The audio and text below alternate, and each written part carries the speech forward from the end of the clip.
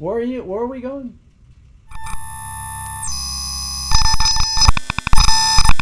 Connecting. Let's go.